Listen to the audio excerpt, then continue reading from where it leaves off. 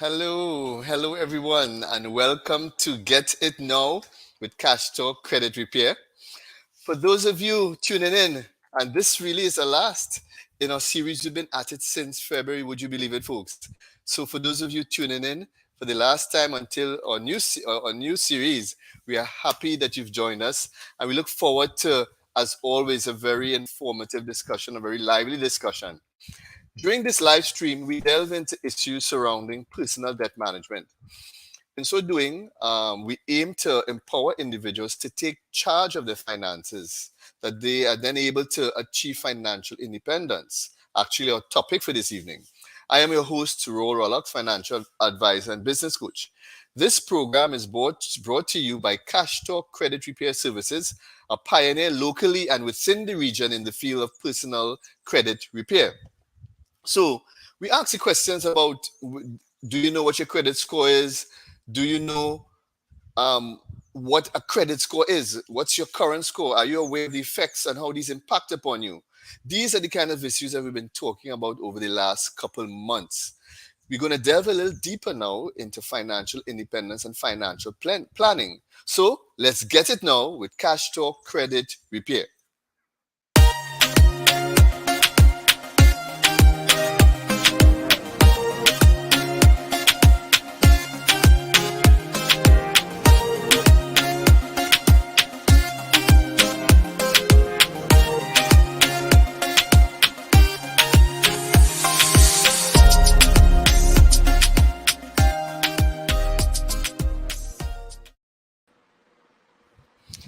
Hello, welcome, gentlemen, and welcome Welcome. to you joining us.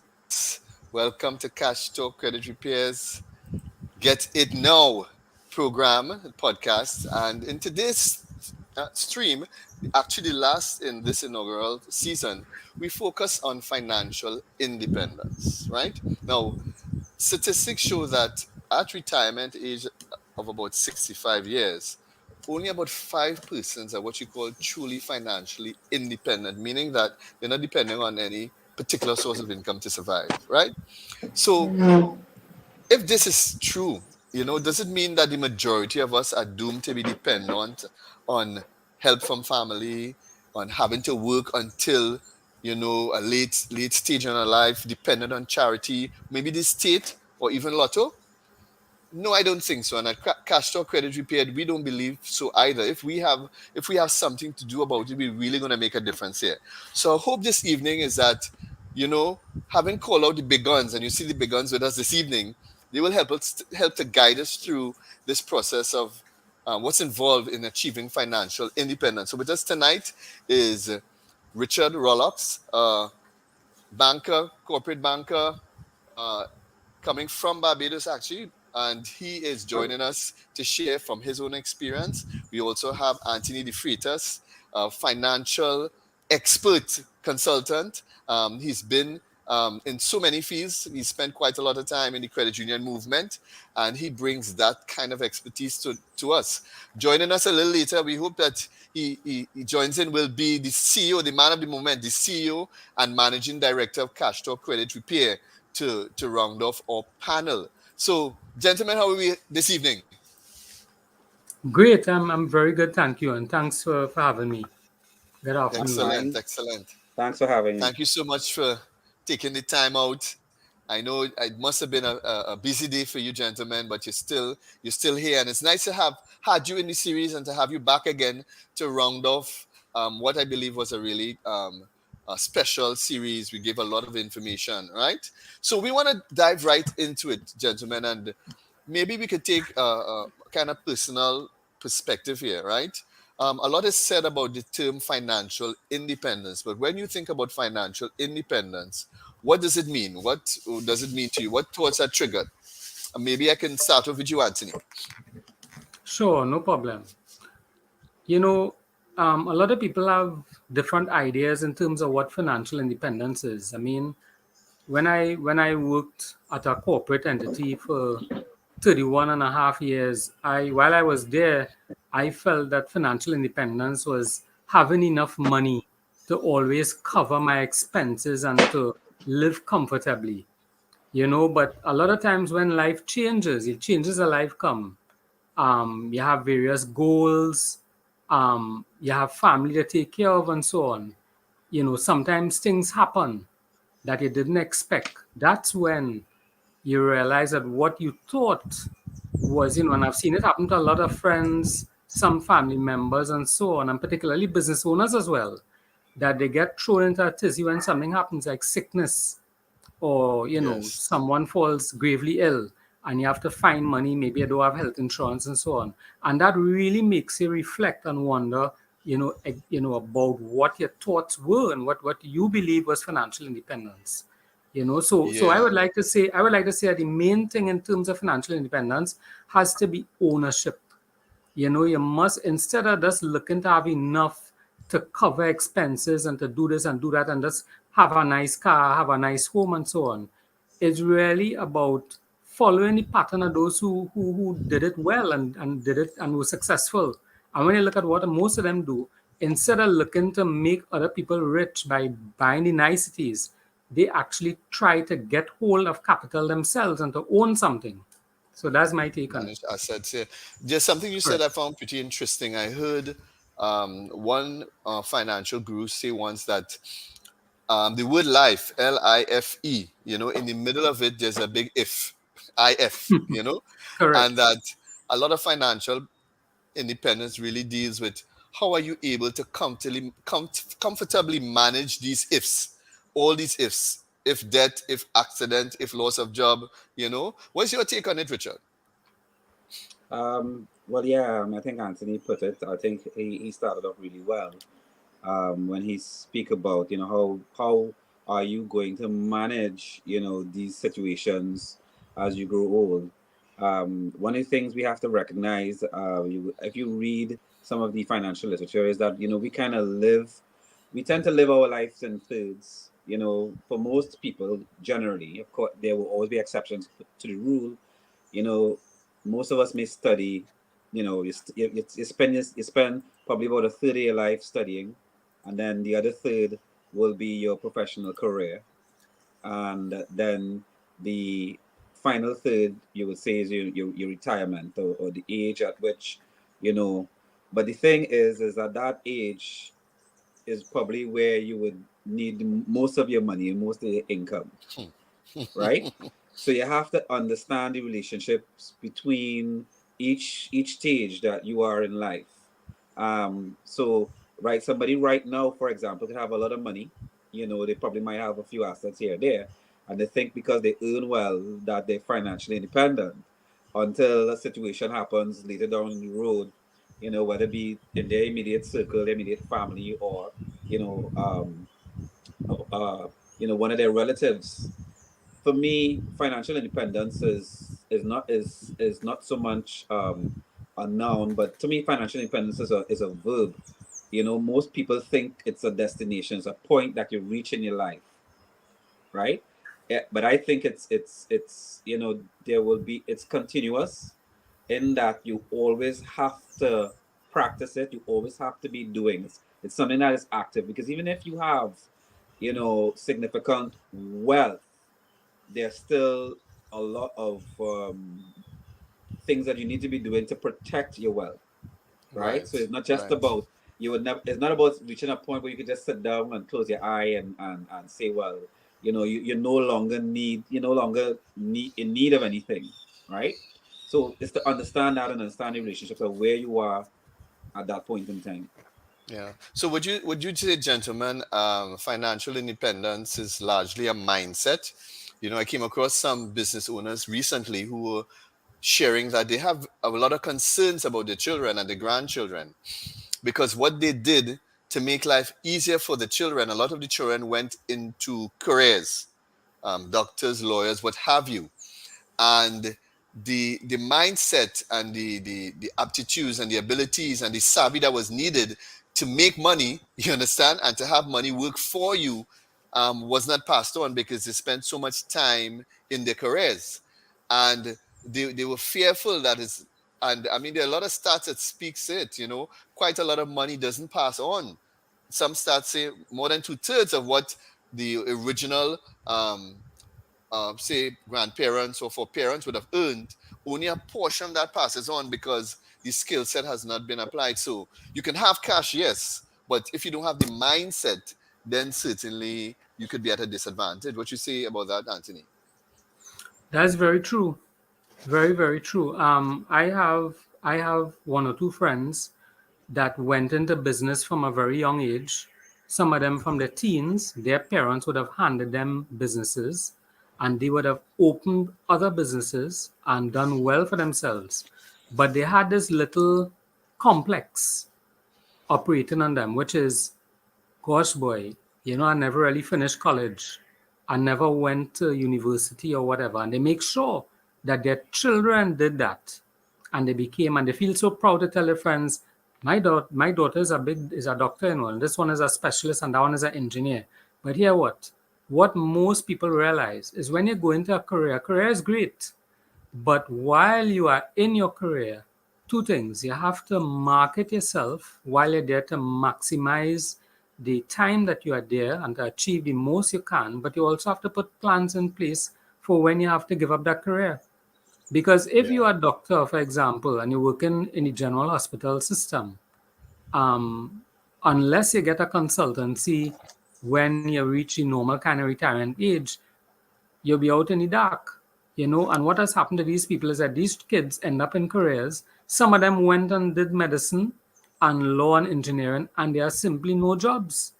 Because the Yes. reality Yes. is that our fortunes are closely tied to energy, exploitation of energy resources. And once those energy resources reach that point where you can't pump it out of the ground as efficiently as you did before, right? What is happening is that the money contracting, and people, they lack opportunities. So all these people who come out of university, some of them not getting jobs, and they Yeah. realize that people starting to turn back now to entrepreneurship. And in my view, many systems have failed the people of this country, all right? And so we have failed ourselves, in, so to speak, in terms of building a culture of entrepreneurship. There is entrepreneurship in certain parts of society, but it's not widespread enough. A lot of people flirt with Yes. business, and from the Yes. time Yes. they reach Yes. the first failure, they're done. Yes. Yes. That's it. So I think I understand. So for example, if you're a doctor, it's one thing to be a doctor, but then you can have a practice, a medical practice. It's one thing to Correct. be a lawyer, but you can have a legal practice. It's one thing Correct. to be an engineer, but you can have an engineering firm. Correct. So it means that So I'm getting a couple things coming out here from you gentlemen. The whole idea of being entrepreneurial, getting involved in business, owning assets, being able to handle the ifs, um, being able to have a comfortable retirement. These seem to be the components. But you mentioned something that I wanted to jump off here with a question, Richard. Anthony mentioned the whole role of planning, right? And um, would you say that poor financial planning is a big issue here as it relates to not being able to achieve financial independence? And if that is so, if that is true, what would you say is the evidence of poor financial planning? What does poor financial planning look like? So persons listening, and for those of you tuning in, you're tuning in to get it now. Cash Talk Credit Repair. We're discussing with Anthony, the Freitas, and Richard Rollocks here about steps to financial independence. So Richard, what would you say there in terms of the role of financial planning, um, and what does poor financial planning look like? Well, to put it, I mean, try not to use too many terms, especially because we're speaking to the audience. Poor financial planning to me, it has to do with not taking advantage of opportunities that you presently have, and putting it off for for a future date, because you're thinking that at some point in time you'll get around to it. I think one of the one of the things that we see happening is that when you're young, or in your younger days, someone will tell you about taking out a life insurance policy, or someone will tell you taking out a health insurance policy. But we tend to you, some people will tend to forego that type of advice and say, I can always do that. when our parents would tell us about saving, putting money away for a rainy day, you know, the this balancing balancing the urge for self gratification and or having things now and wanting things now versus for a later date. So what you find is that you reach a stage in your life where the things that you want you probably either can't qualify for, or you're not in a position to take Yes. advantage of it or get it, and it costs you more money.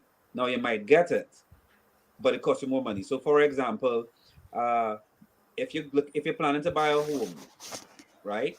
One of the things that you will need to have, or which helps with your net worth and your equity position, is a life insurance policy, right? You might tell yourself, you know what, I could take out a life insurance policy when I'm 40, right? Rather than 25. The problem is, it's probably going to cost you three times as much, Wow. Yes. Yes. right? And For if the you're same healthy, policy, right? And yes. you probably would have qualified for a lot more when you was younger, right? True. Some people forego pension plan options because they tell themselves, you know what, when I get paid out, I will get up, but I will get a whole lump sum of money. But that money compounded, say 20 years before, when you had the opportunity to get into some kind of retirement savings plan, or some kind of pension scheme.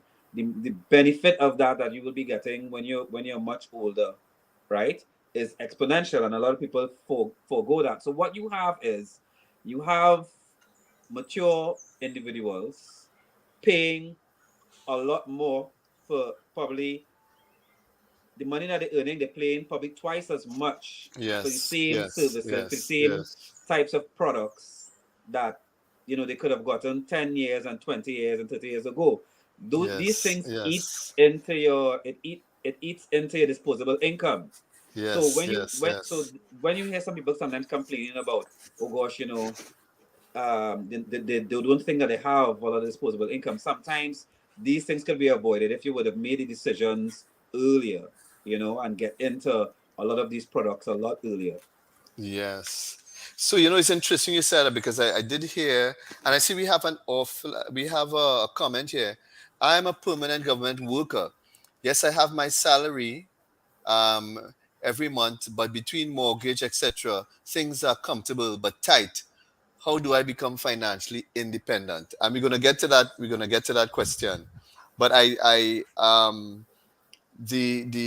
issue of time, you know, having Time time. value I of heard, money. yes, I heard someone say that, when you go in towards financial independence, it's about how much you can save, right? The time that you have to save and the rate of interest. Those are the variables you're playing with. And that particular guru said the time is the most important factor. So sometimes you may not have a lot and you may not be getting the best interest, but if you have time on your side, you can take advantage of that and still achieve the goals. And I want to just jump into something, go back to something Anthony said, and it is a point that I wanted to make. Anthony spoke about entrepreneurship. Now, when if you've been following these forums, we continue to speak about investing. That process and that activity of trading time for a perceived benefit, right? Time and money for perceived benefit. One of the greatest investments. Now, there are different types of investments, and the whole idea of investment has to do with risk and appetite and everything. But that's, to me, what we would normally refer to when we're speaking about investment. Kind of to answer to the question or to speak to the question that the person just asked. One of the things that you can do from an early age, or from early, is investing in yourself. So when Anthony spoke about entrepreneurship, you know, how do you engage yourself by enhancing your skill set, right? Now, some people will tell themselves that they don't have time, and they don't have time. I can bet you, if you look at the amount of time that you might spend on YouTube, WhatsApp, Facebook, TikTok, Instagram, right? Talking with friends, liming outside, and doing other activities that are not necessarily geared towards, you know, increasing your net worth. There's so many. We live in the information age. There's so many courses and so many programs. And we're not just speaking about academic certifications, we're talking about things like carpentry, joinery, welding, masonry, dressmaking, right? You would not believe that uh, just an hour a day, right? Finding one of these programs and increasing your skill set, and that these types of activities tend to assist an individual towards achieving their financial goals and independence. And it leads back to the same entrepreneurship that Anthony was speaking about, whereby you could find yourself in a situation where you're baking a cake, you're like and Christmas you start to get some orders, and then this activity leads to more business opportunities, and you might find yourself in a position whereby you're actually making more money, right? Yes, yes. Sometimes we think that we need to go into a university and sit down and spend say 5 hours a day doing that. But we have this sometimes we have we might not have the disposable income, but we have the disposable time. Yes, yes, I like that. Tony, anything you care to add, or Yeah, this is? yeah, of course. Yeah. So Richard, that was an excellent point about investing in yourself. What I'd like to add to that is I'd like to give a little story about a guy. This is a guy working in a place called Telco. That's one of the predecessor companies to TSTT, right? That was a local communications company before January 1st, 1991. This guy worked at Telco. He started off as a messenger, right? And he used to sit down and say, well, I'm just a lowly messenger, nobody in business with me. I just go about my business. Humble and cool, always polite, always well dressed. Nobody knew he was a messenger because he dressed so well. He would wear his Clark shoes, fancy pants, and nice shirt, always crisp, always neatly ironed shirt, and so on. And he would go to workers in the company and ask, you need somebody to paint your house? You need so. He was somebody who was not afraid of entrepreneurship. And he started off very, very simply. While he was doing that, the extra money he got, and he had things tight, he had a little mortgage in them days paying 600 a month. And he thought he was catching his tail. And you would not believe what changed his life. A day he sat down, and people is laugh when I tell him the story, yeah, but my partner sit down a day in a messenger room in Telco at 54 Frederick Street. Well, he was on Henry Street, 67 Henry Street. They used to call it Main Exchange in those days. And he sit down there a day. Something had happened. Either his girlfriend left him or something. He sit down in the room there and he cried his heart out. I know what he said to himself. He said, I am going to show that girl that I am going to be somebody. I am going to be somebody. That guy left TSTT a few years ago as a manager, as a senior manager, making key decisions and deciding how to spend the company's money, right? The reason for that was people could say whatever they want. But my boy went after he cried that day and he said he wanted to be somebody. He went out and started developing himself. He started off with a little free course in extramural in UE. And them fellas, the other messengers used to laugh at him and say, check your boy now, check him. You're always up to something. Let me see what you go do now. And they're laughing, eh? Within 3 years, he was driving in those days a Mazda 626, getting a modest salary of just $2,000 a month and having to pay a mortgage. He was driving a Mazda 626, which was a nice car. Pilots used to drive that, right? He was living in a nice home in Diamond Vale, right? And the point I'm making is everything you do in terms of development must be guided by a mindset, as Rawle was saying earlier. It must be guided by a mindset, and that mindset is guided by our subconscious mind.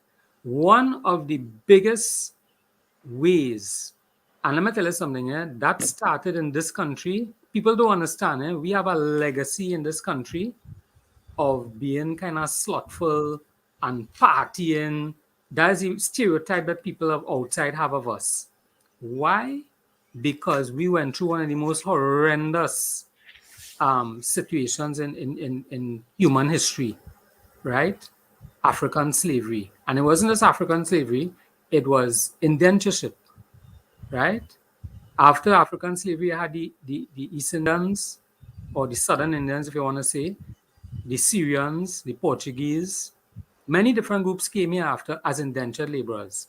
So there was a lot of subjugation, and these people program into our minds through slavery, by extension, that there's no tomorrow, right? A lot of people in our developing world can't see tomorrow; they see today. So what they do, remember, it's a multiplicity of things interacting. You have Jeff Bezos; he needs his money to go to space multiple times, so he pushing all kind of products. The next man in China, the Alibaba fella, they're selling all kind of rubbish.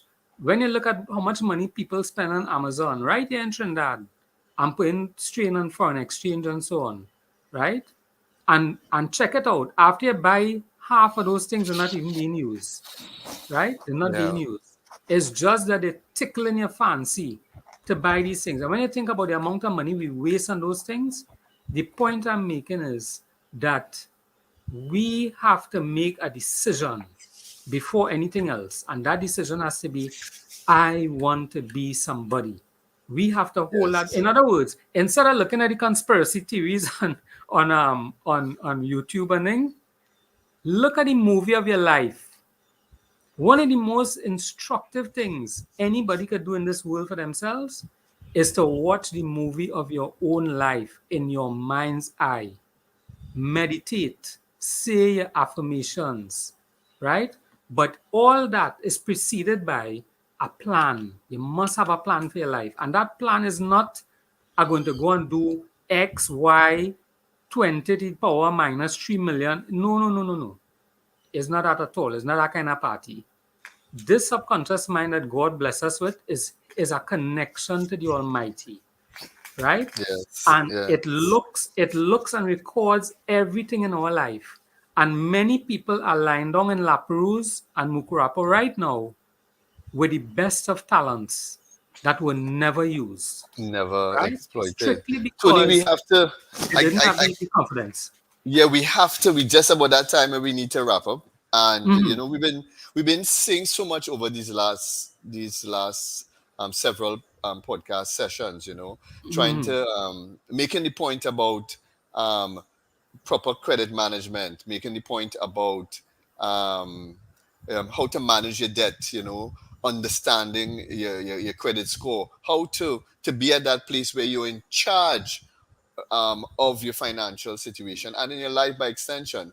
But I wanted to close on a personal note, and I just wanted uh, you to take just about a minute, each of you, just about a minute, because both of you here are men who have achieved and have established yourselves in your various areas, your various disciplines. And you mentioned something about that gentleman in telco about going through a traumatic relationship situation, but that lit a fire. You understand? That somehow lit a fire. And if there's no better note to leave everyone on, all those that are tuning in, is to how can we what would you say to persons, in just about 30 seconds, that you think is important for them to light that fire? We want to light a fire that will cause persons to understand a lot of what we're sharing here. You can find it, you can Google it, you can search it. Once you have the right mindset, you can get the help that you need. But we have to light that fire. So I want to start with you, Tony. Just about 30 seconds. Just a thought to share with persons before we wrap up. No problem. Right. So the first thing is to set a plan for your life. Get a big foolscap page, right? A 8.5 by 14, a legal size page, or at least a letter if you can do better. Write down on that page some goals for your life. 1 to 6 months, 6 to 12 months, 1 to 3 years, 3 to 5 years. Write down at least 5 goals, some simple, easy goals for the short term up to a year, and then some big, bold goals. Do not worry about the how. don't worry about the how. Just put what you want, why you want it. And the why should have something to do with other people. It could be a children, your wife, it could be yourself, but it should be for another Yes, person. yes. Right? Write down that plan Thank for your you. life and what you want. Yeah. Thank you very much, Tony. Thank you very much. Yeah. Richard. Right. So what I would like viewers to do on top of what Tony was saying, viewers, I wanted to check. You'll have Google check something called a purpose Venn diagram. Right. This basically shows you an intersection of various things. You need to figure out what is that you love, what are your strengths, what the world needs, what you can get paid for. Out of these comes things like the difference between your passion, your mission, right, your profession, and your vocation, and then your career calling and cause. So it's a lot, but it's something that if you take what Anthony just said, right, and you kind of break some of these things out, it helps you to narrow down, the way forward. Okay, great. Well Gentlemen, put. Very, very good point. Yeah. thank you so much. Thank you so much. This has been, listen, I've had a great time talking with you guys and some of the other persons that came on to share very useful information. Thank you for all those that have been tuning in with your comments and your recommendations and your support. Thank you so much. Of course, remember this session was brought to you by CashTalk Credit Repair, a pioneer in local and regional credit repair services. Thank you very much to them. And of course, to our producer. I mean, I know you probably would not have been able to see our producer. I don't know if she can show her face for a second. Is it possible? Or we can hear her voice? Just to say hi. Good evening. It certainly has been a pleasure connecting with CashTalk Credit Repair.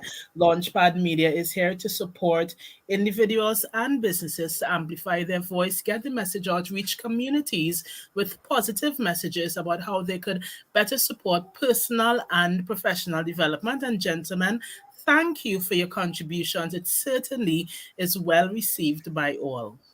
Thank you. You're most Thank you welcome, so Alina. much. Thank you so much. So keep in the loop. We have, of course, the new season that will be coming up. Check us out on YouTube or Facebook. Please like and share. Until next time, mind your own business.